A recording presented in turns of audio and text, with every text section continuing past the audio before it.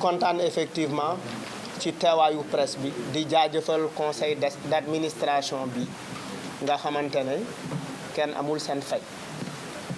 di fàttali ni rek conseil d'administration bi mu ngi exister depuis 2014 mais jeton de présence yi mu tàmbalee jot mu ngi ko tàmbalee jot depuis 2 ans te 50 000 la par ñaari weer mooy bu ñu amee waxtaan war a waxtaan ci ni SODAV war a doxe ak yi ñu war a rectifier ñi fi nekk nag ay kilifa lañu du ay nit yoo xamante ne dañ leen di yónni walla dañ leen di defloo ñuy def li wundu waxtaan bi tey mooy dañu jóge yàggul dara ci benn réunion fii ci sunu biir maanaam loolu ñuy woowe néegi yëtoo ci biir néegi yëtoo boobu ñu jóge fa am lu génn ci média yi lu mel ni Youssou Ndour ak Macky Sall dañu am problème ñu bëgg a jël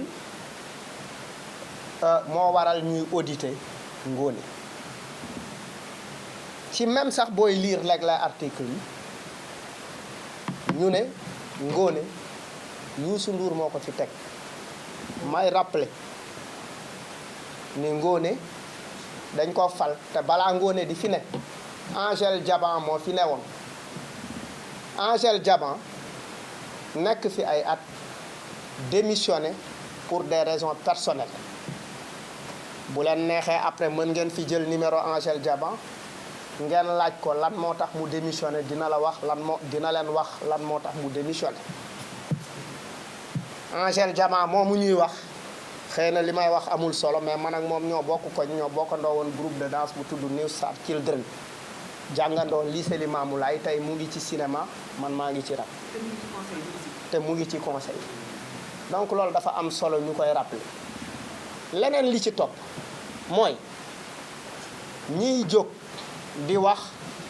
SODAV lii SODAV laa di ŋànk SODAV te koo yàbbi ci loué na immeuble bii ñu nekk ak appartement lañ fi jël pour di fi liggéey parce que li waral loolu mooy yéen ñëpp xam ngeen ni ex BSDA nekk tey SODAV fi mu nekk bâtiment bi woo nañ sax protection civile pour mu xool ndax ni mu mel baaxul amaan am na lu jot a daanu ci gardien bi SODAV bi BSDA bi njëkk ay borango fa yu kenn xamul nu mu toll 40 millions biñ koy jël ñun 40 millions lañ fa fekk biñ koy jël fekk nañ effectivement gëj nañu def ay répartition bi ko SODAV joteeg léegi fan la ko yóbbu xëy na li tiital nit ñi mooy ndimbal li nga xamante ne dégg nañ ni président de la république nee na engagement bi mu jëloon depuis 2017 ne dafay jox SODAV 1 milliard at mu ne xam naa ñu jàpp ni mi ngi koy joxe te dafay baax ñu leeral ko loolu mu dige woon 2017 ba jamono ji ñuy wax 650 millions lañ ci jot mu ñuy dimbali ci fonctionnement mu ñuy dimbali ci fay bor bi Fesman amee woon di ñu dimbali di fay effectivement li RTS amee woon bor parce que dañuy teg wayu artistes yi duñu leen fay li ñu nekk di liggéey mooy li SODAV nekk di ko xeex di ko liggéey ba ñu toll ci ay statut de l'artiste toll ci yeneen ak leneen xanaa kay dañu war a tàcc SODAV ne ko waaw góor ne ko ay jàmbaar ngeen parce que tey artistes yi léegi la ñu gën a sawar a jóge seeni kër jubali biir SODAV parce que am na tey luñ fa yaakaar boo SODAV kañ la gëj a am ay rang biñ ko yoree ba léegi mu ngi am ay rang nit ñi di fa dem di saytu di xool di laaj mu intéressé leen parce que effectivement ñu ngi fexe artiste bi jot ci àq ak yelleefam jóge ci bu feebaree ne dimbali leen ma fii artiste bu feebar àdduna xam ko artiste bu feebar àdduna xam ko muy ñi fi jóge du ma tudd seen tur artistes yi dañuy toog di am ay problème mu luwaas lan moo dugal artistes yi ci sambay mbayaan bu nekk bu metti parce que tout simplement li war a jëm ci artistes yi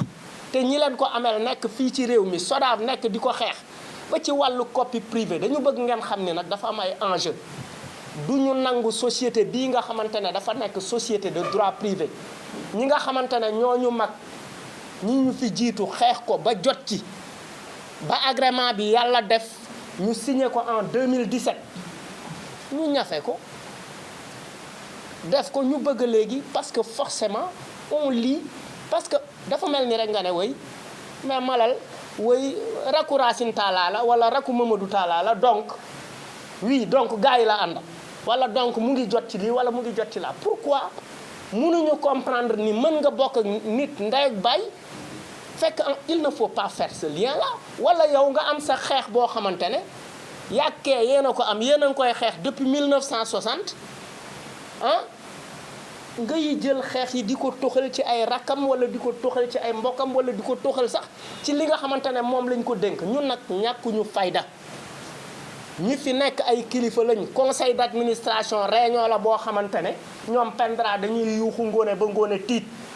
ñun Ngoné du suñu ndey du suñu baay du suñu yaay du suñu nijaay du suñu yumpaañ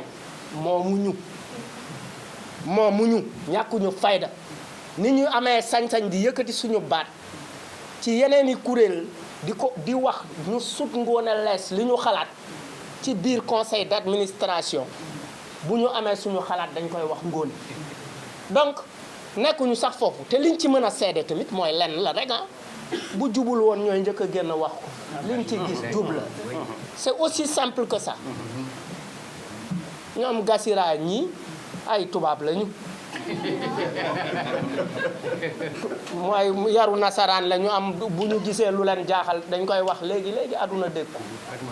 xëy na sax ñoom Malal mus nañ xaw a masla ak yooyu mais am na ñoo xamante ne nekkuñu foofu fi ñu nekk ci li ñu nekk mooy liggéey bu am solo pour jëriñ artistes yi am na loo xamante ne nag xëy na su ma mag vieux mag am na nu mu ko waxe xëy na mag noonu lay waxe mais nag wolof Njaay dafa ne ku la wokk nga xuri ko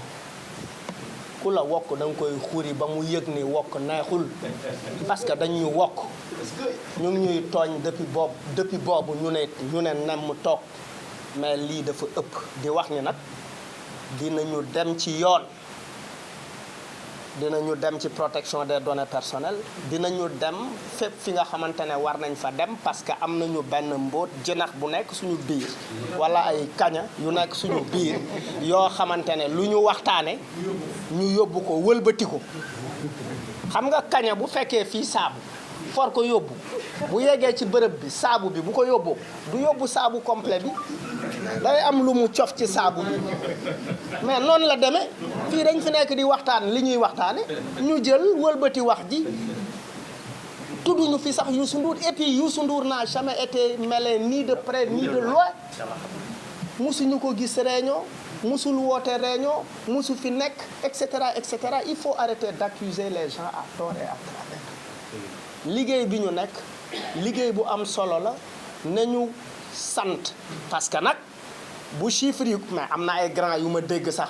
ñuy taxaw naan way diw leb na diw leb na am na ay grand yu leb ay 1 million 200 ci so ay 1 million 300 1 million ay 3 non dafa am ay grand yu leb non te bokk ñu fii Malal baal leen ma wax kenn du ko raay ñun dañoo jiiñ sàcc yéen a may dégg on nous attaque de partout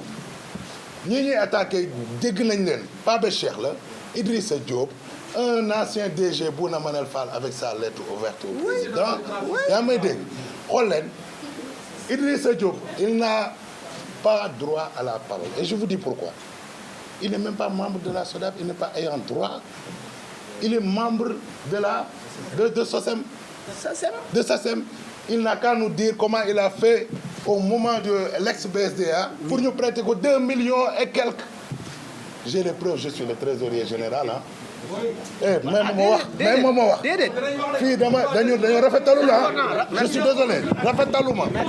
Dama rafetalul.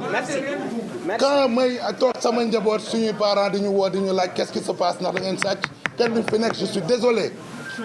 Il n'a qu'à nous dire nan la def ba ñu lebal ko bi ñu ñëwee dañoo tëj robinet képp koo xam ni dañ daan jël alalu jàmbur di la ko jox ñu ne dootuñ la ko jox. Voilà les attaques. C'est ça. Pape Cheikh au contraire c'est lui moo ñu amel xaalis Pape Cheikh tey moo ñu amel xaalis te li mu fayeeku ci SODAV mosu ko fayeeku BSDA. mësu ko fayeeku. On a les répartitions de chaque personne c'est-à-dire chaque membre chaque ayant droit tey ba BSDA di BSDA chaque répartition on peut te dire que ni Malal BSDA 1850 1000 francs la fayeeku ba tey la vérité c'est quoi? C'est aujourd'hui parce que jëlee nañ société bi de 40 millions à des milliards. Et je ne parle pas du milliard du président en dehors de ça. À des milliards les politiciens nee nañu yaayoo nañ ko delloo foofu pour ñu mën ko ñoom ñu nominer leen pour ñu ñëw ko diriger mën a tubaat ci puits bi comme il le faisait au détriment des artistes loolay dëgg. Les autres artistes yi nga xam ne dañ doon am de l'argent da nga leen dégg ñu naan ko dañ daan am ndekki añ reer. Nous on a respecté les dates ce qui veut dire que ni bu fekkee ñoom dates yooyu de répartition yi dañ ko doon respecté ñun et que ñoom dañ daan am plus que ça cela veut dire que dañ doon jël xaalisu jàmbur di leen ko neexalee. Nous on n'a pas fait ça. Voilà pourquoi on a des attaques. Parlons de Bouna Manel Fall lui ñoo ko dàq. Oui. Man damaa bokkoon ci ñi mu porté plainte fu ma dugg ñu ne ma gendarmerie lay wër te man gendarmerie musuma wër sama àdduna fu ma dugg ñu ne ma brigade de recherche lay wër parce que il a des amis procureur je ne sais pas quoi mais buñ la santé liggéey nga nekk un mandataire da ngay xool fi ñu wax nga xool fa da ngay teg sa loxo fi ñu la wax nga teg ko fa parce que effectivement la gestion en tout cas au niveau du conseil d'administration ñu xarañe fi nekk te kenn ku nekk tu as ta propre société feneen yu bokk la fii c'est que les gens il faut qu'ils arrêtent de considérer les artistes comme des minables sous prétexte ils occupent d'autres fonctions sous prétexte ils ont d'autres diplômes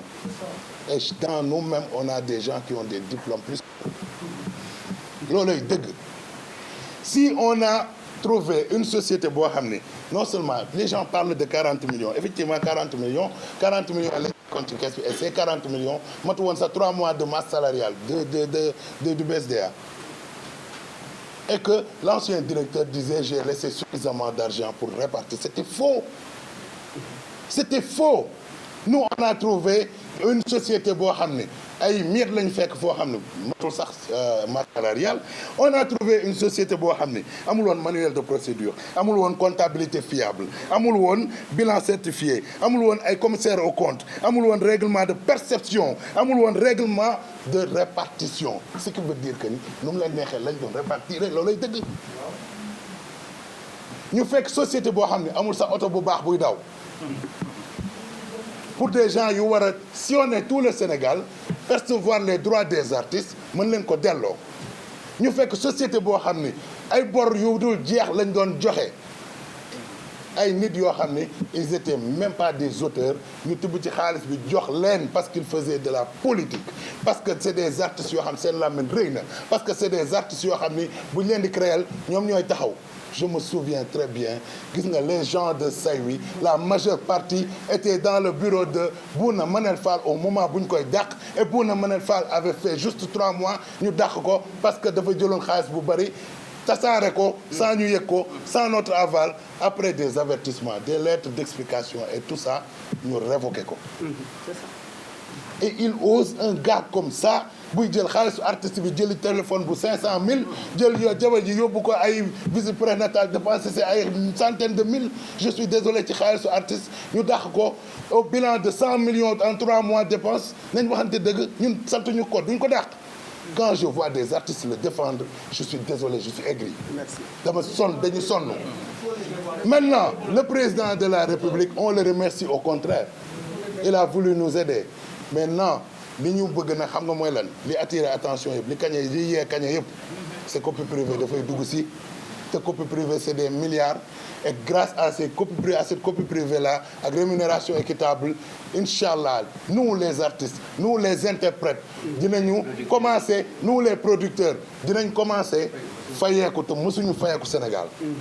Maintenant, puisque c'est des milliards, ah waaw c'est artiste warul gérer une société qui génère des milliards et des milliards nañ ko delloo ci juridique yi nañ ko delloo ci policiers ci politique yi nañ ko delloo ci politiciens yi. Je suis désolé si monsieur le président tombe dans ce piège-là, nous artistes nous sommes foutus. Alors le mandat. Merci. Vous êtes des journalistes yéen a ngi téléphone donc droit numérique bu ñëwee nu muy fayee ko s'il ne bosse pas